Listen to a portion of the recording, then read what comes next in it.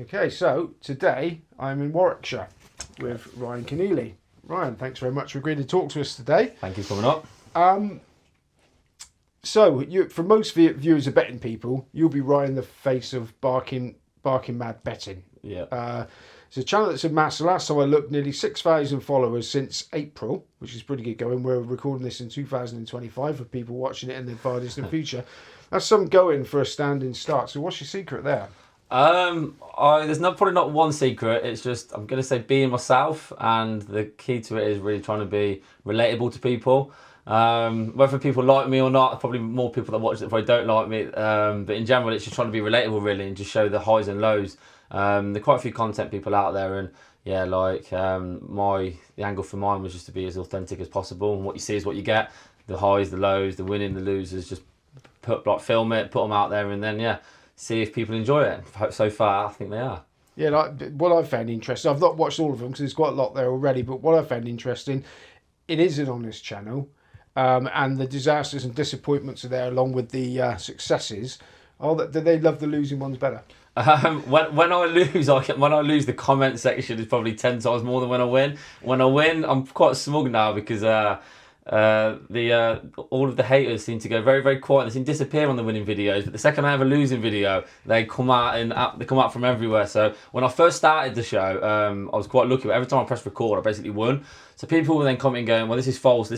You have to time and stuff like that." And in my head, I knew that I had like episodes stored up that were going to come out, and I was like, just wait and see until these losers episodes come out. And I found then that it went down quite well at the start when I was winning, but the second then I had 2 or 3 losing videos posted out in a short space of time, I then had a bit of a kick then regarding the viewership going up in the comments. Right, you're a genuine winning punter anyway. We'll go on to your punting background in a bit.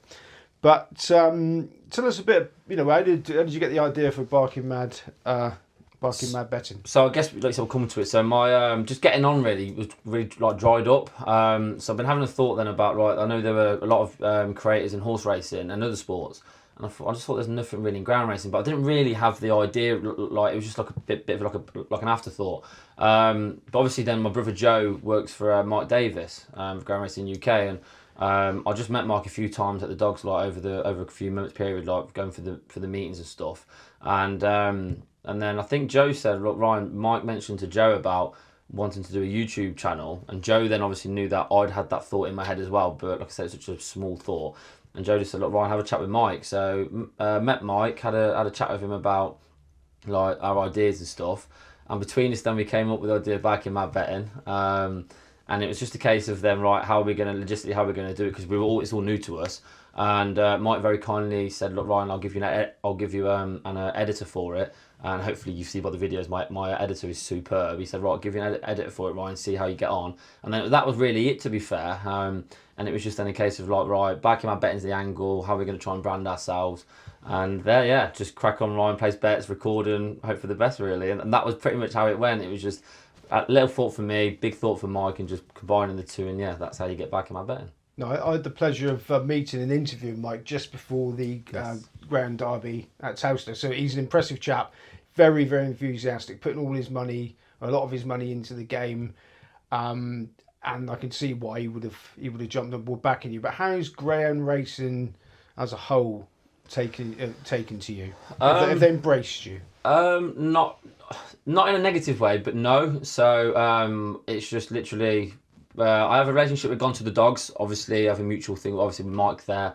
So Gone to the Dogs have been really good at the start of like my journey as such. They were pushing the channel. Likewise, then I was pushing for the Derby as well, and I think it worked really well, that relationship in the Derby.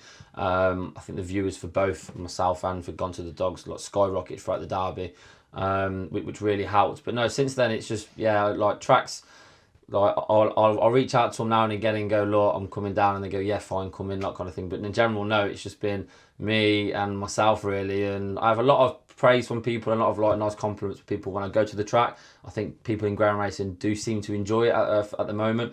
But in terms of like the bigger industry, wider industry, now ground racing has kind of left me to it. One thing that was encouraging for me looking at, you're nearly 6,000 viewers from April. That's no time at all. Shows that there's interest. Yeah, there is. Like when I first started filming, I thought there might only be more people in this room really that watch it. I wasn't sure how it would go down like. Because I thought the ones at the track might do okay, but I thought in terms of day-to-day ones, in terms of like my office, I wasn't sure how that would go down. But it turns out that there's a niche market for everything, and people do like watching people like gamble.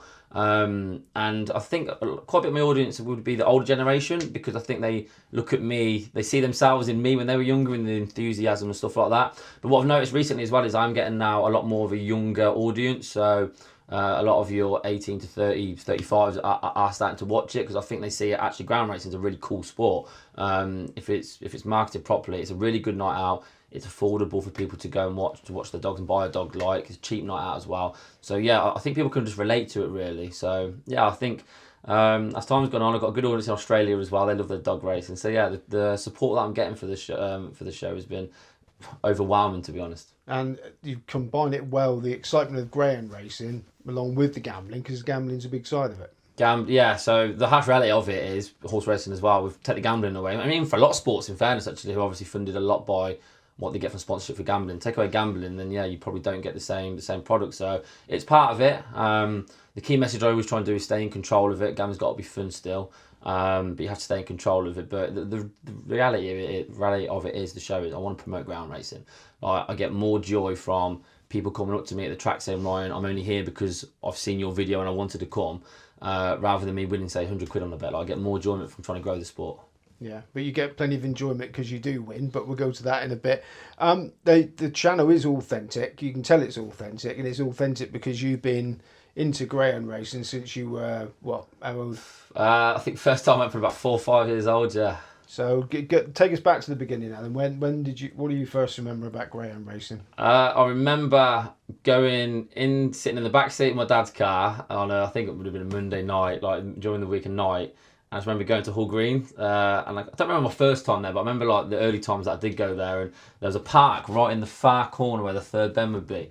And I just remember my dad, like, obviously he had friends there as well, and they were like kids similar age, and he'd just go, right, he's there to obviously work and like try and win some money, and he'd go, right, you go and chill around the park then, Ryan. So then what I would do, I remember then, like, when the dogs were coming round the second bend, I'd then start to race them to the park. Obviously they went past me pretty quick there, but I just remember them days then, like, loved going to the race and watching the dogs, but also then there was a park in the corner so you could play with that. So it was just really, I was hooked then really from that, because for me it was just time for me to go and have fun really. So yeah, from an early stage I was like, yeah, I enjoy ground racing. So you say your dad was there to work and try and earn some money. So what was he up to at that point? My dad was well in really, like everyone knew who Mick was at Hull Green. Really close with Bob Alsop as well, Steve Masters. I think my dad and Steve had a bit of reputation really for being lads, I'd say. But no, so my dad would know like every dog inside out at Hull Green. He'd go to every single meeting during the week and then at weekends as well. And yeah, the stories that and what they probably got up to back then, yeah, you probably we wouldn't have enough camera time, I think, to film them. But no, so that was really it. And then just growing up slightly from that, then when you get a bit older and stuff, like say 7, 8, 9, 10, you become a little bit more aware. I was then aware of like wanting to try and guess like what dog was going to win. My dad would always take me around to the paddock area, and I remember seeing the dogs and that one looks good, or that one doesn't look good, I'm gonna like fancy that one. My dad would always probably chuck me a nice little 50p each way like reverse forecast on, stuff like that. But no, when I started to get a bit older, I started to see like the characters of it, the wheeling and dealing of it, like, and I loved Only Fools and Horses and Minded growing up, so it was kind of like that kind of like lifestyle that I just loved. Is there one story you can tell us? There was, yeah, there is actually, yeah. So my dad, there was a photo finish, and my dad always had a friend on the line, on the line. So, and back then, photo finishes they price up, like the bookies would price up. I remember that. Yeah. As soon as that, and I'll never forget. I think I was about 10. I'll never forget with my dad. He's got this guy on the photo finish, and this guy was like a proper judge, like kind of thing. And it was always like right hand goes up, it's like the dog on the outside. Left hand goes up, dog on the inside. So my dad, photo finish had gone up, my dad looks, and I think the guy, like, I think of Yogi maybe, he's put his right hand up, and my dad's just got messed up, and there's about 5 of them in a line, and they're ready to go and hit, like, smash the bookies up. And for whatever reason, my dad's told them the wrong dog, he's told them about the inside one, so they've all hammered this dog kind of thing. And I think, like, for a lot of money back then as well, like, the results come over the tannoy system, like, and my dad's like, what's going on here? I'm like, what? Like, they've done the money, like, bookies are cheering, like, laughing, like, my dad's gone over to the guy who was in charge of the hand. And I go, what's the crack like? My mate went, put the right hand up. Dad went, no, you put the left hand up. I think, no, put the right hand up. And back and forth, like, turning like my dad had misread what hand he put up, and they'd done the absolute brains in, I think, on that one. Yeah, so that was when I first started to get the thing of like how you can lose money, but it doesn't always go to plan. But your dad actually encouraged betting. He didn't encourage it in terms of like, Ryan, you're going to bet this, but he was like, it was part of his lifestyle, it's part of his income kind of thing. So I was just aware of it really, like, and obviously when you're a kid, you're looking and you're seeing these wads of cash like go back and forth, and you're like, wow, get me a bit of that kind of thing. So I wouldn't say I was encouraging it, so I was saying, Ryan, we're going to bet this, but it was more of a case of, look, Ryan, as long as it's in control, like, and it's fun, like, yeah, it's a really good feeling. And as well as punting to make a few quid, your dad was also involved in the sport professionally. Yes, he was. Yes, so he was helped out with training and stuff like that with Bob Alsop, who was a really good family friend. Bob was Chris Alsop's dad. Chris Alsop was a prominent trainer probably about 10-15 years ago in ground racing. Close for that. So he helped out with in terms of like the day to day with like working with dogs. But then he became the general manager of Coventry Stadium.